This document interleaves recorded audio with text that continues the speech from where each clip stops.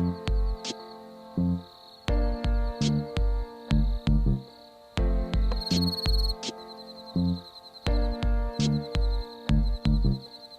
y'all. I'm Justin. And I'm Kim. Welcome to Cowboys Like Us, the podcast where we talk about Taylor Swift and her music. Yeehaw.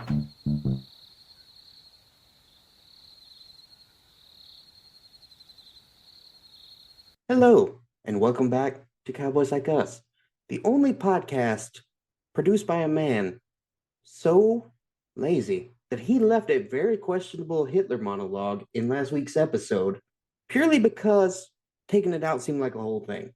To be clear, this podcast does not support Adolf Hitler or his Nazi party or any of the things they did ever, in fact.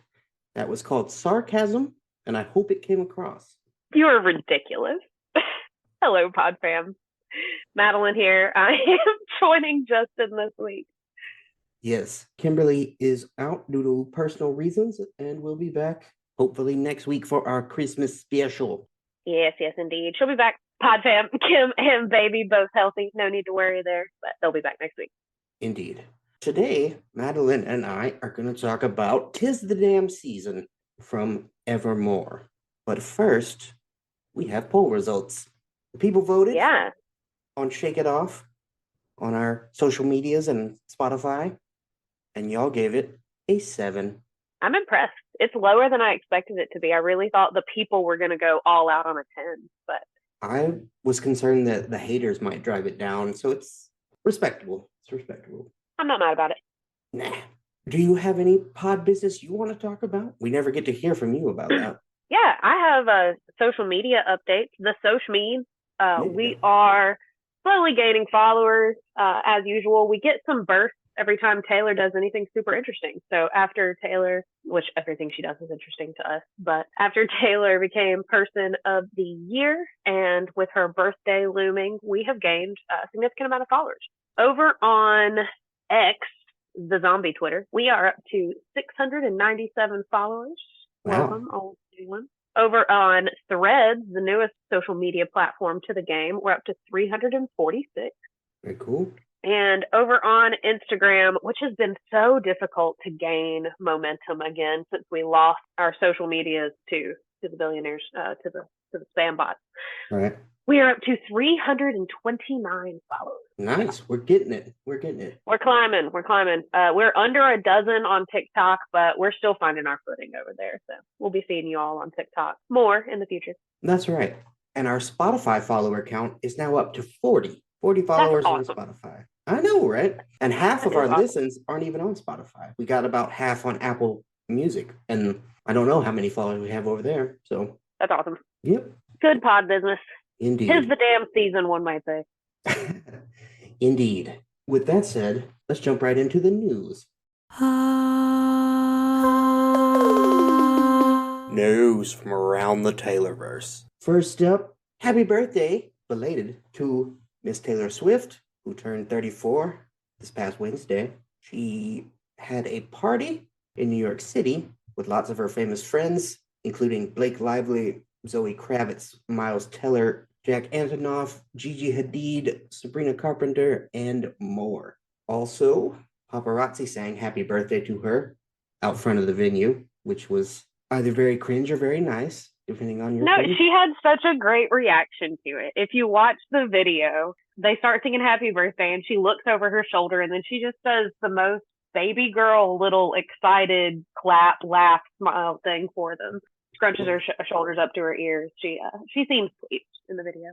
That's nice. One person who was not there, Mr. Travis Kelce, he had a mandatory practice in Kansas City for the Chiefs, who are kind of on a low.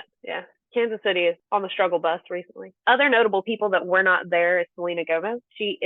What is she nominated for? A Daytime Emmy, I believe, is what she's recently got nominated for. She's had some award shows that she's had to go to recently. So it seems that from the photos that we got from Selena today, as well as the birthday post that Selena did on Wednesday, that they actually celebrated Taylor's birthday a few nights prior when they went to a comedy show Remy Youssef. They went and saw him in a comedy show. That seems to be the celebration for Taylor's birthday with Selena. You can tell by their outfit and the birthday cake that Selena posted earlier today. This is being recorded on Friday. Seems that Taylor has had at least 2 birthday parties, and we are expecting one more. Justin, I pose the question to you. All right. Did you see where her New York City birthday party was? I did not. Where was it? Oh my goodness. It was at a burlesque club called The Box, which is so gay. And I love it so much.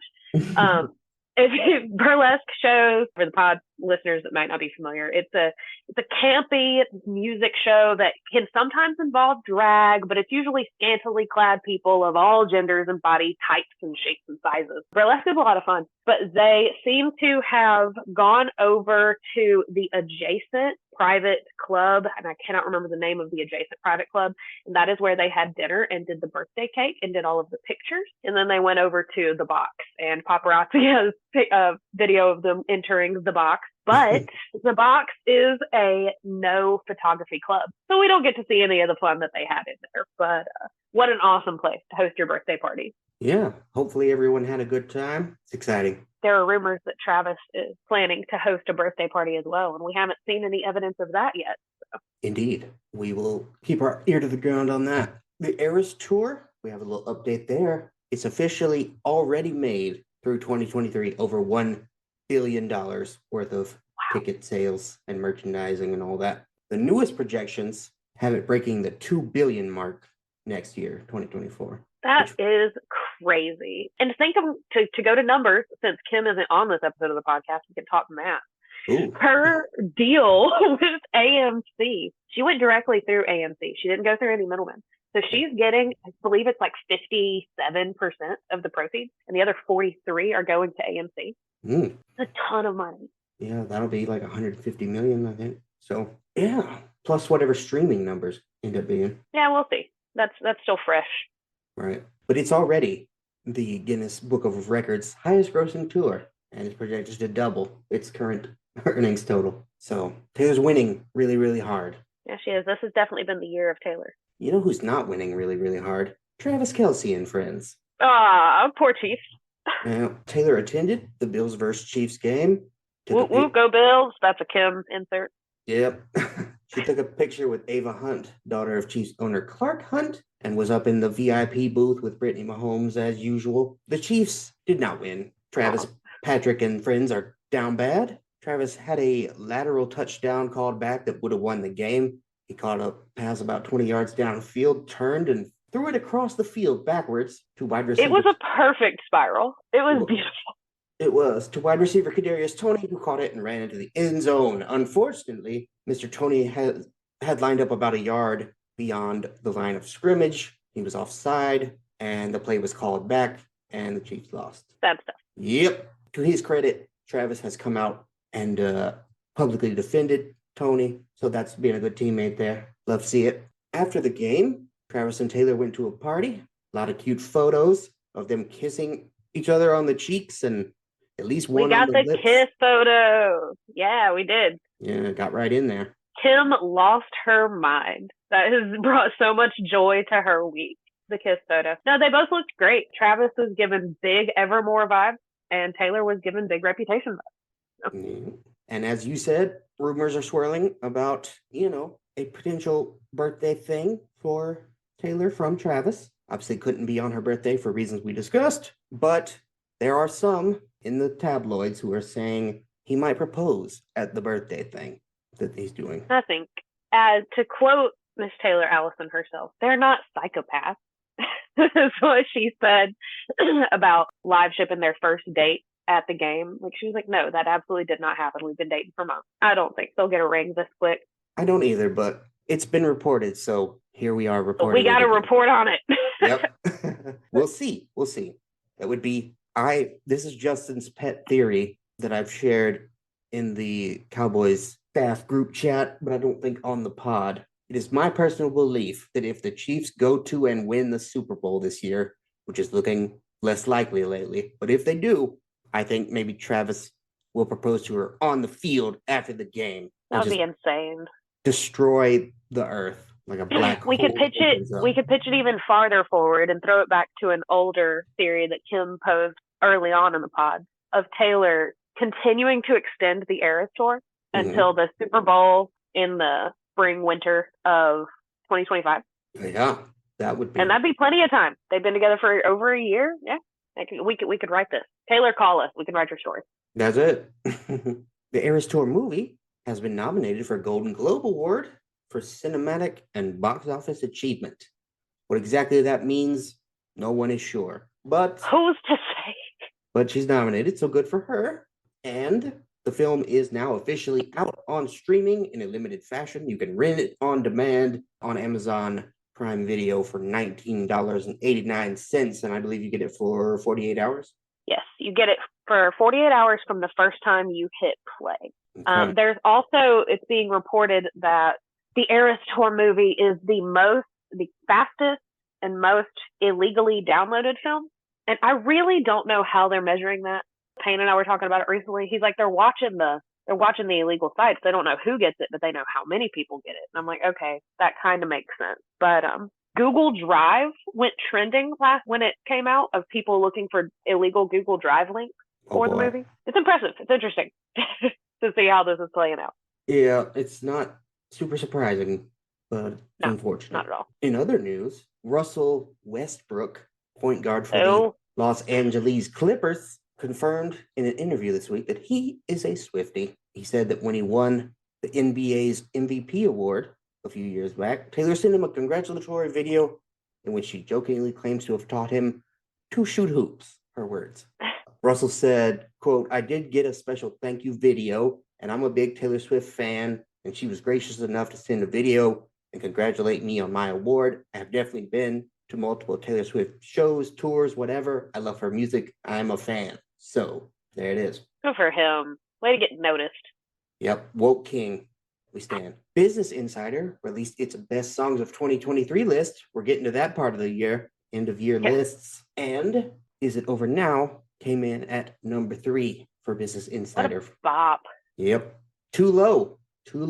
Number 1 on the list, for anyone curious, was Red Wine Supernova by Chaperone. If you don't listen to her record, it's because you're dumb. It's a really good one. It's perhaps the gayest record ever made, some have said. And I recommend it a lot. So yeah, it's a bop. It is. What's not a bop, unfortunately, is tornadoes. No, and we deal with a lot of them down here. We sure do. And currently, they're dealing with them up in Tennessee. And Taylor Swift has donated $1 million to Tennessee for tornado relief. So, charity, you like to see that? Yep, she's good people. Her and I think Dolly Parton have been the notable names for sending money up that direction. Yeah, Dolly's always doing a lot for Tennessee. Mm-hmm. It's her home state. She's got to represent it. Indeed. Well, throwing it back to the comedy show that we mentioned that we've recently deduced was a birthday celebration with Taylor and Selena and a couple others. The comedy show was all the proceeds of it, as well as several of Remy Youssef's shows right now. The money is going to provide humanitarian relief for citizens in Gaza that are still in the Gaza Strip. And people are up in arms about it. There are some people that are very excited. There's a whole group of Swifties on the social media that are hashtag Swifties for Palestine and have been calling for some sort of show of support by Taylor. But like Kim likes to mention, Taylor doesn't speak out about things. She's a brand and she never really likes to use her power in that way, contrary to how she talked in Miss Americana documentary. But, doesn't stick her neck out for things. So the hashtag Swifties for Palestine bunch, half of them were very excited that she went to this show because she never does anything like this, when it comes to supporting things. But the other half were like, she's not doing enough, and maybe, Selena's not doing enough either. None of them are ever doing enough. And somebody who's not happy about it is conservative dipshit Megyn Kelly, who has called. Why is she still relevant?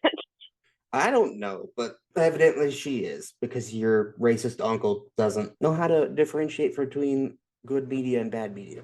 Anyway, exactly. She has called for Taylor's cancellation over her attendance at the show because, quote, Taylor owes Israelis and Jewish Americans an apology. I hope they boycott her events until she issues it, because attending this thing was wrong. Do some Googling. See what they do in Gaza to gays. See about women's rights in Gaza. You clearly know nothing. I think Megyn Kelly knows nothing and is ignoring all of the women and gay people in Gaza who are fighting for their own rights and also need support. But whatever. Yeah, Megyn Kelly has never known anything, and I don't know why she'd start now. So there that is. Attending this comedy show was wrong. Whatever. Now, on this podcast, even though our host likes to make Hitler jokes and then Hitler apology jokes, we are a pro-citizens podcast. We do not stand behind the killing of innocent civilians. And it's nice to see that Taylor has at least put some support to that as well. Yep. Non-combatants should not be harmed, but they are being harmed, and it's unfortunate and awful. And it should awful. Stop. We don't care who they are or what nation they're citizens of. Don't stop killing the children. Yeah, fuck's sake. That's the stance of this pod. Yeah, just stop. You need to calm down. You do. Did you have any other news you wanted to address? No. Kim's not here to do her clown corner, but to point out some notable things that she has been clowning. That Reputation is either going to be dropped or announced sometime around the solstice, around the 21st, the end of Sag season. Every time Taylor's been seen out recently, she has had something related to Sagittarius on her person, whether it be the constellation itself or other symbols thereof. So, Kim keeps clowning. Maybe we'll get something. We'll check back on the 21st. Yep, let's hope so. But for now... She needs a win. Indeed. But for now, let's move on to Chart Watch. On the Billboard Artist 100 chart, Taylor stayed put at number 1. On the Billboard Hot 100 Singles chart, Cruel Summer stayed put at number 7. You're Losing Me rose 19 spots to number 27. Nice. What a good one. Yep. Is it over now? Because it's on streaming now. I've listened to it several times a day, every day. Well, you're doing your part then. Is It Over Now dropped 9 to number 30. Now That We Don't Talk dropped 10 to number 84. And all the other 1989 TV tracks are officially out. So headed that way. That's not a bad handful. Cruel Summer, You're Losing Me, Is It Over Now, and Now That We Don't Talk. All bangers. All bangers, yep. On the Billboard Top 200 Albums chart, 1989 Taylor's version dropped to number 2 by a group of young men from South Korea who have created by another K-pop band? Yep. I don't know this one's name because I didn't write it down, but good for them. Justin, you're going to convert to K-pop one of these days. I like some K-pop music. I really do. Bangers are bangers. Midnights is down 3 spots to number 6. Folklore is down 4 to number 9. Lovers down 6 to number 11. Speak Now TV down 7 to number 17. Red TV is down 8 to number 27. Reputation down 5 spots to number 32. Evermore down 2 to number 38. Fearless TV down 24 spots to number 58, and 1989 Stolen Version down 4 to number 80. So almost gone. Just got to keep getting pushed down. I bet Evermore goes up a little bit again, since it is the season for Evermore. Yeah, I think the albums seem to be kind of just go up and down kind of randomly. It's not a warm weather album, and now that it's cold, people are going to listen to Evermore. Yeah, talking about being in a cabin, being cold and breathing, Exactly. But for now, let's move on to a specific Evermore song, our song of the week, which is 'Tis the Damn Season. It was originally released on Evermore in December of 2020, 3 years ago. Mm-hmm. That math don't... That math don't math. That math don't make me feel good about nothing. So Evermore, Taylor's second pandemic album that came out 3 years ago. Yep, she put out 2 pandemic albums, and what the hell did I do? Not much. It was written by Taylor Swift and Mr. Aaron Dessner, and Aaron produced it as well. And it charted at number 39 on the Billboard Hot 100. Not high enough. It's a good one, but not high enough. What has Taylor said about the song? Well, in the liner notes of the album, Taylor writes that one of the song's storylines on Evermore is about what happens when Dorothea comes back from Hollywood for the holidays and rediscovers an old flame. This, obviously refers to 'Tis the Damn Season. Right. Lyrical mentions of both LA and the winter holidays, but she's telling us it's tis the damn season. That is the storyline of this song, of returning from somewhere that you've left to the small town and rekindling that long lost love. Indeed. And Aaron has some thoughts about it as well. He said, quote, after the Folklore, the Long Pond studio sessions, Taylor stayed for quite a while and we recorded a lot. She actually wrote "'Tis the Damn Season" when she arrived for the first day of rehearsal. We played all night and drank a lot of wine after the fireside chat, and we were all pretty drunk, to be honest. And then I thought she went to bed.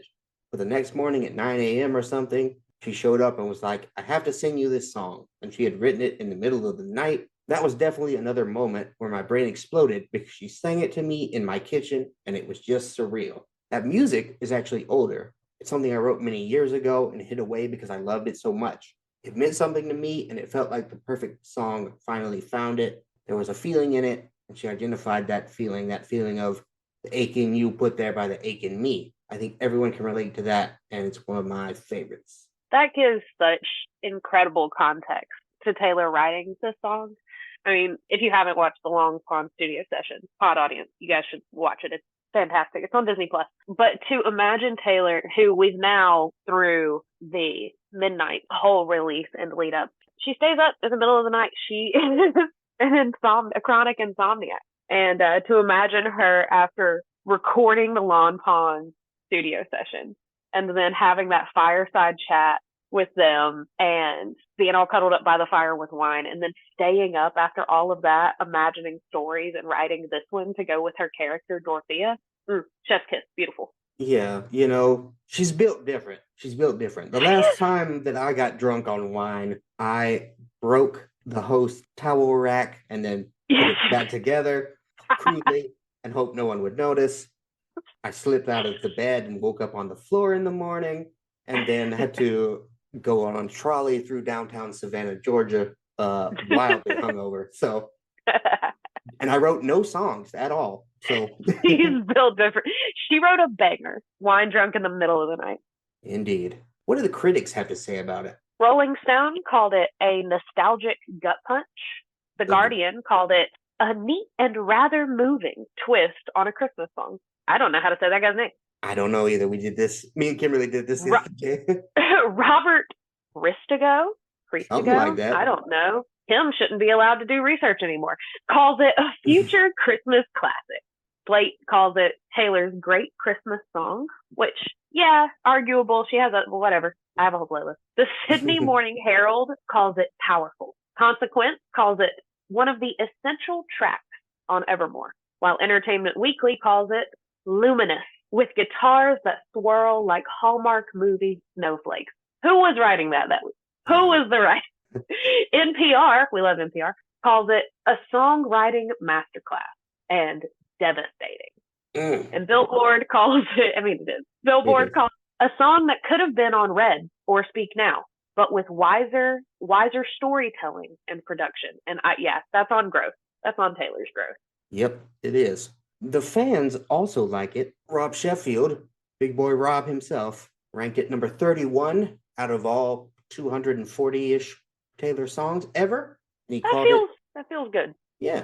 If anything, it's too low because it bangs. He called it an astoundingly great stadium quaker, referring to the performance of it on the Eras Tour. Yeah. So it's limited performance on the Eras Tour. Yes. We finally have it on the rental version of the film. So hooray. And then r/Taylor Swift ranked it the third best out of 17 tracks on Evermore in their Survivor game. It was behind Ivy and Champagne Problems in that order. Okay. That feels right for me too. I think I agree with Reddit this time. I think I think I just heard you, and I'm not sure because I'm not with you, say that we now have "'Tis the Damn Season" on streaming. We do not. It was not played in LA. Oh, we don't? I thought it was one of the ones added to the... No, so she didn't play "'Tis the Damn Season" in LA because she was still playing with the Haim sisters. And they were opening. And the sisters Haim. When she played with them in shows, she cut "'Tis the Damn Season" in order to play "Nobody No Crime." And then she chose not to put any of her singing with anyone else in the movie. It's just her. So we don't get Nobody No Crime, but we also don't get Tis the Damn Season. The 3 songs that got added are, and this is a choice, pod listeners. If you haven't rented the movie yet, I have. He does not put the 3 additional songs, the bonus songs, which are The Archer, Long Live, and Wildest Dreams. She adds well, it's because those 2 are kind of a medley into each other. I kind of think of them in the same way on the Eras Tour set, but whatever. She did not add The Archer, Long Live, and Wildest Dreams into their spot in the show. So you don't get Archer during the Lover set. She goes into, so she finishes the show, sings Karma, does the bows and all of that. And then it's like 3 more additional songs or brand new songs or whatever. And then it plays The Archer, if she's in her lover suit or whatever, there's no transitions. And then it goes into Wildest Dreams, and then it goes into Long Live, which is kind of jarring because we're used to the order of the set list in the Eras Tour, and we're used to Lover coming before Speak Now, which comes before 1989. And she definitely messed with that and has added it on as more of an encore performance than anything else. Yeah, so clearly whoever edited the film had a very sort of Justin-esque mindset and was like, you know what? I could go back and I could put them in their proper spot, but that would be a whole thing. So I'm just going to tack them onto the end, and that'll be and call fun. it an encore. Yep. And, we stand. Don't do more than you have to do, King. What was I going to say? Tis the Damn Season. Well, Tis the Damn Season is a banger, and it still is a great part of the Eras Tour set list that I do miss in the movie. Yeah, so I remember my other thing. If I was at the Eras Tour, if I had successfully acquired a ticket and I went, and Tis the Damn Season was taken off the set list to make room for Nobody No Crime, that would be my personal 9/11. Oh, Justin. I stand by it. It would never be the same. You would be okay. I would not. Because you would have seen the Eras Tour. Yeah, I guess so. I don't know. And as we discussed in the Nobody No Crime episode, that song is better live than it is on that vinyl or on that album. So. Yeah, I can believe that. Let's go ahead and get into the lyrics. Verse number 1. If I wanted to know who you were hanging with while I was gone, I would have asked you. The kind of cold fogs up windshield glass, but I felt it when I passed you. There's an ache in you, put there by the ache in me.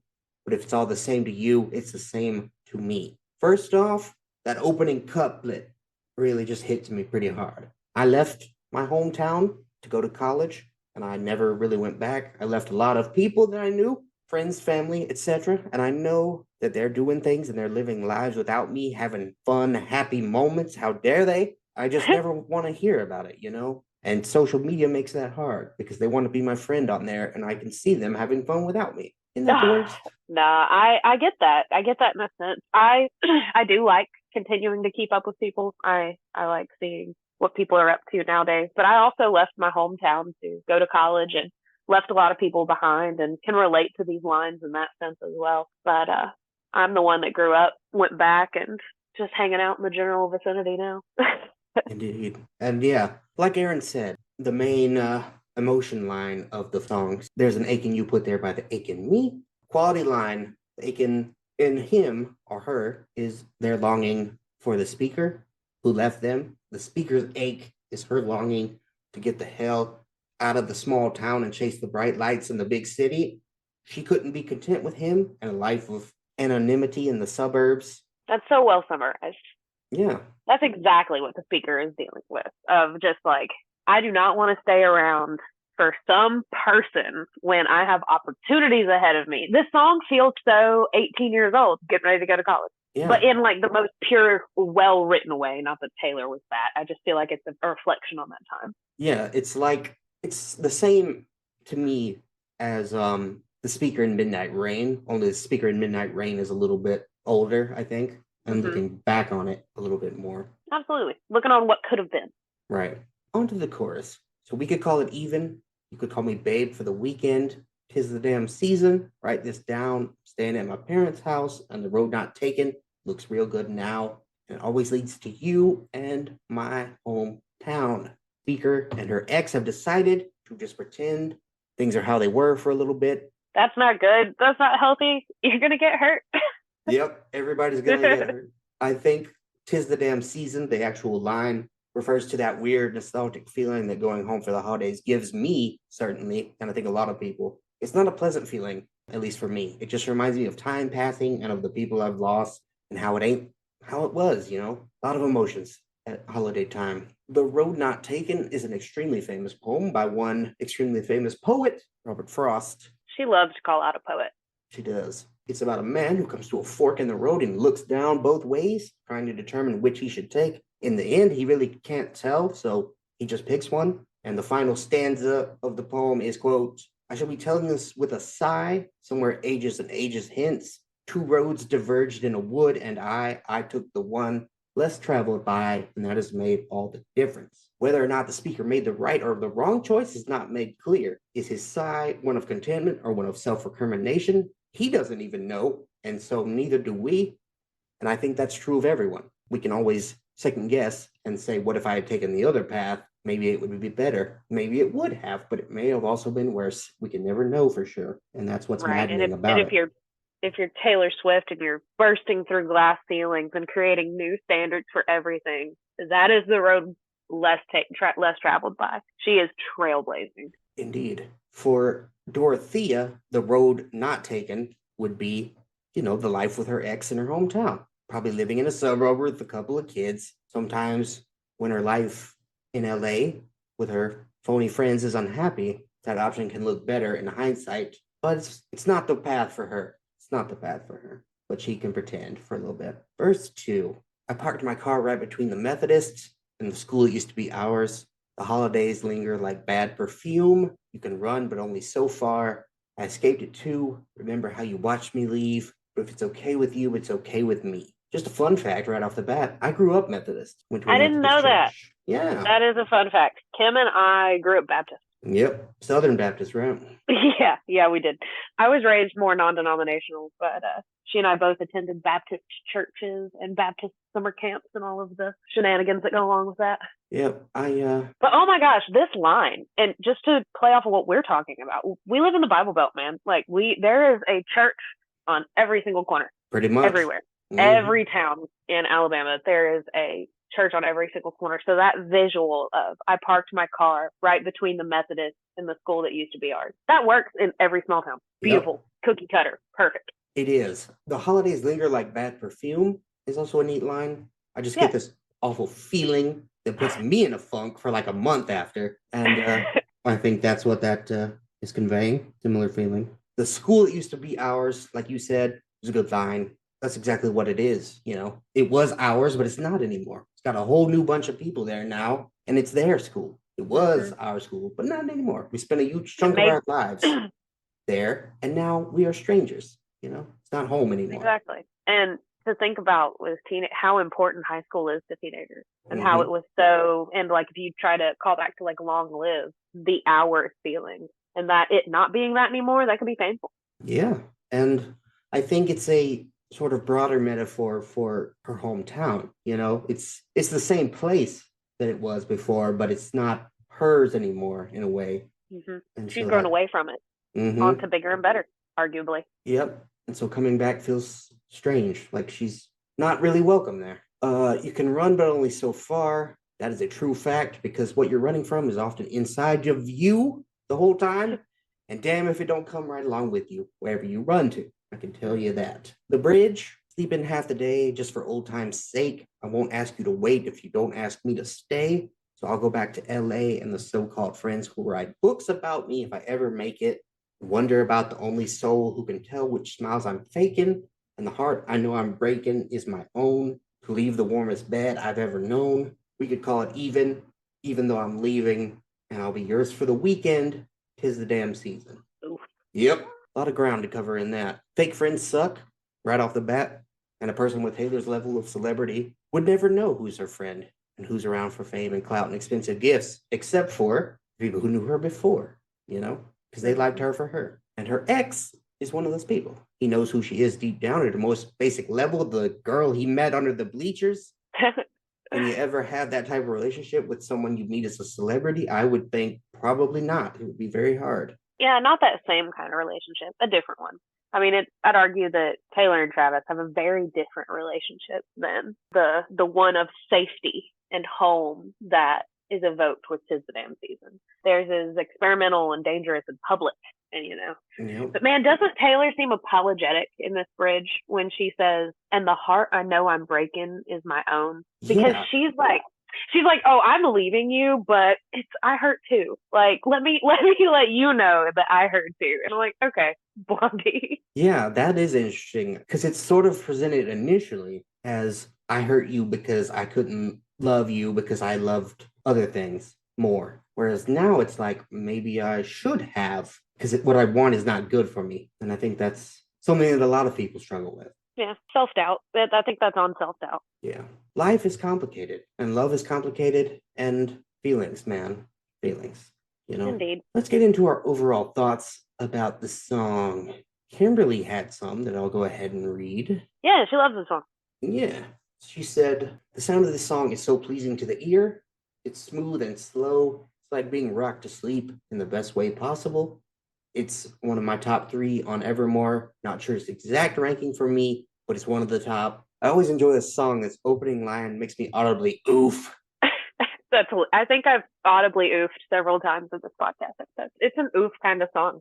I agree with Kim. It's such a smooth song. I would love a acoustic version on either piano or guitar or both. It's so pretty and it's so perfectly simple. Yeah. I think that Aaron is right calling back to his notes on the song, the words to the song being found perfect for the tune that he had written years and years ago, because they go so hand in hand. It's incredible to me that he wrote this music and she wrote this song, these lyrics, and they complement each other so well. Yeah, no, And they were totally. written separately. Totally. It feels like it was written, had to have been, surely, together as one thing, but it wasn't. So, what the hell is art, man? What the hell is art?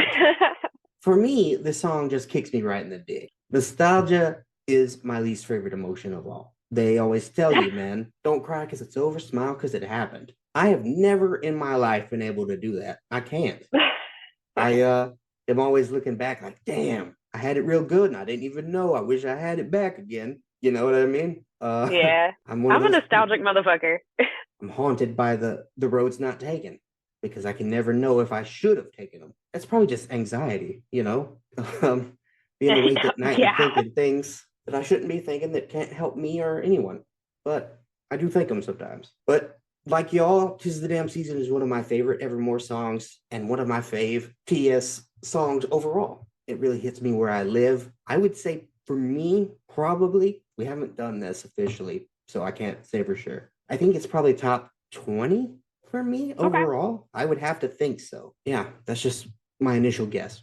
We'll find out one day, but that's where I'm so excited for the data reconciliation and the charts that are going to go into that. Yep, it's going to be fun.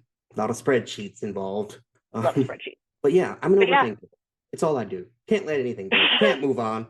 I'm always wondering what if, and so I just really get this song a lot. Yes, this is an overthinker of a song. It indeed it is. But you got something? Yeah, I was just going to go into rating. All right, let's get right to it. Kim and I actually agree on our ratings for once. We both give this song a 9. Kim claims that Evermore has a few great songs. I think Evermore has a lot of great songs. Kim actually notes here in our pod notes for the script that she does not think Evermore has a single perfect 10 songs. She's going to give it a 9.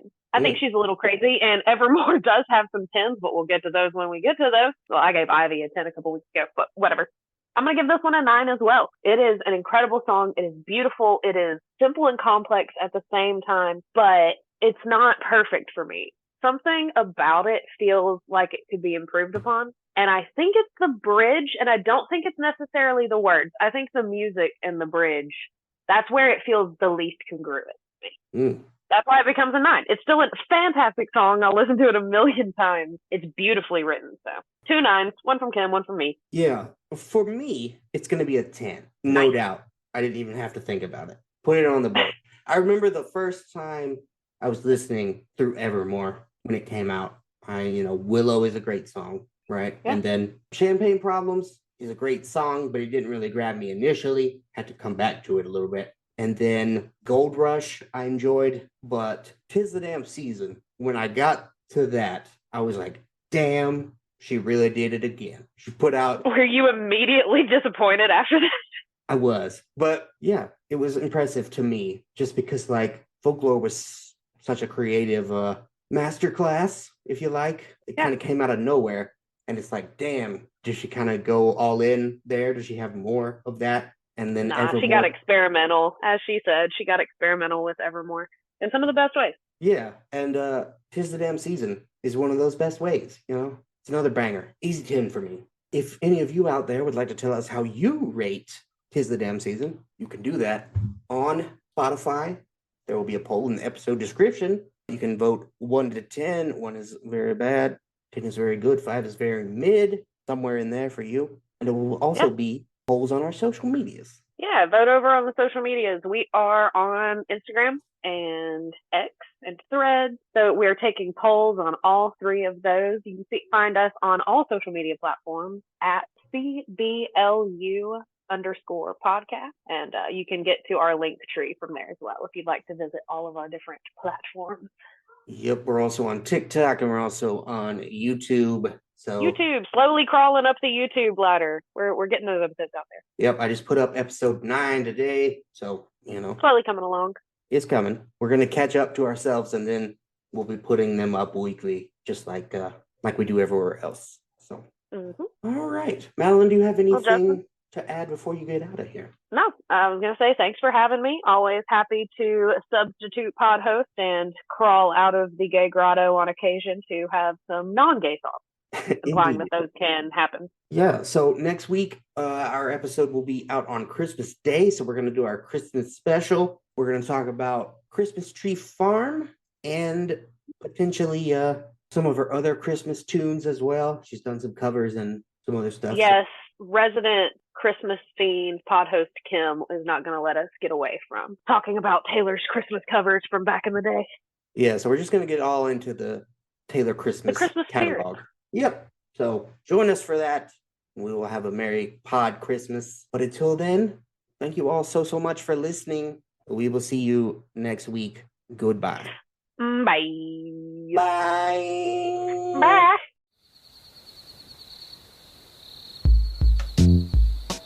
Pod Gremlin Maybe here. Thanks for listening to Cowboys Like Us.